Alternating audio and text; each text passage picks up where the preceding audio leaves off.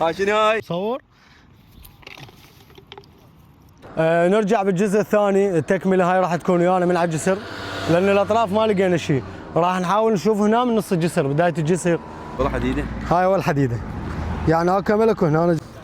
هسه احنا هذا وزنه خفيف تقريبا 15 يسحب هيك شيء، راح نجرب هذا 50 كيلو. والله شلون سويت هذا المغناطيس؟ والله هذا سويناه عمل. عمل يدوي؟ إيه. وما موجود الا بالسوق. ما موجود، هذا شغل عراقي.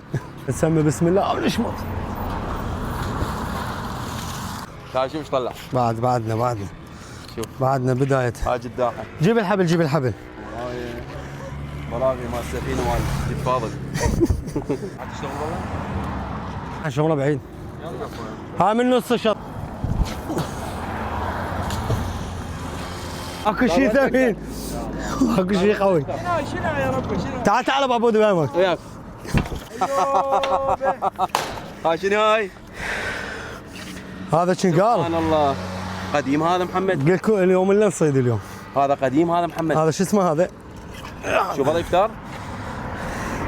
اوقف ابو عبود اوقف. هذا مال سفن. هذا شغال هذا شغال. هذا شلون هسه البكرات عندنا مال رفع. ايه بس هذا قديم. بس هذا يعني هذا الشيء هذا يلا يفكر والله.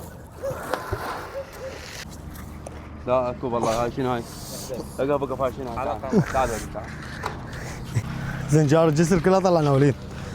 لا هذا اعتقد مفتاح مال بلكات مال السفينه مال قبل. هي منين هذا قفل؟ اي عافيه وليدي. هو هذا ندور على القفل. هاي شنو؟ هذا قفل ولا مفتاح وليد هنا؟ مال بيبي تضيع قبل ما مفتاح. خلينا نشوفه. اي هلا بيكم. هاكم جاسم. هذا من هاي انفتح المفتاح. صديق؟ خوف مسوين سحر الواحد هاي. فتحناه. هنا هسه انا اعتقد وليد راح يتزوج. من فتحنا؟ اقول لك هو موبايله صار له سنتين ما هو. يمكن سبطانه هاي. بس لا شيش مال تكه طلع لنا وليد. هذا شيش مال كباب. قديم هذا مربع هذا. هذا شيش مال درج مال ايام قبل. مال درج هذا. هاي بالمحجر اللي يصير، إيه. خلينا نشوف لهم يعلم تشوف. هذا شيش مو مال بناء مال محجر. هذا يصير برم.